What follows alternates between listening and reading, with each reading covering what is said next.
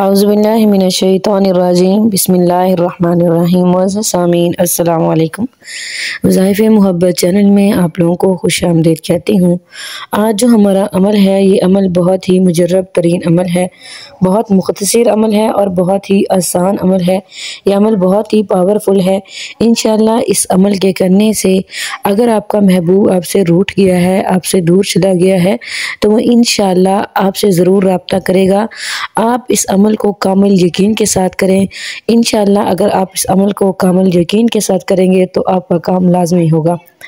आपने क्या करना है, आपने इस अमल को किसी भी नमाज के बाद कर लेना है। आपने इस अमल के लिए 11 काली मिर्च के दाने लेने हैं और उसके बाद आपने अव्वल आखिर 3-3 मरतबा दुरूशी पढ़ना है।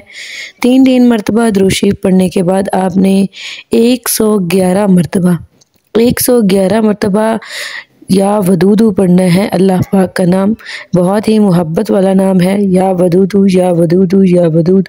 और उसके बाद आपने सूरह अल कौसर जो कि पारा नंबर 30 में है, इन्ना आतैना कल कौसर फसल्लि लिरब्बिका वनहर इन्न शानिअका हुवल अब्तर, आपने इसे भी 11 मरतबा पढ़ना है।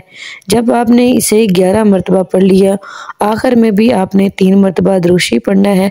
फिर आपने इन काली मिर्च के दानों को दम कर लेना है और उसके बाद आपने इन काली मिर्च के दानों को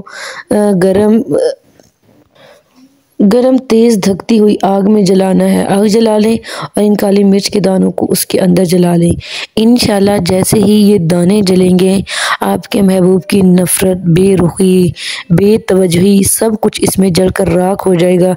इंशाअल्लाह बेहद मोहब्बत पैदा हो जाएगी। आपने इस अमल को एक दफ़ा करना है।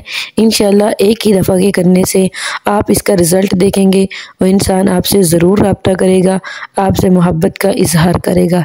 व आखिर दावाना अनिल हम्दुलिल्लाहि रब्बिल आलमीन।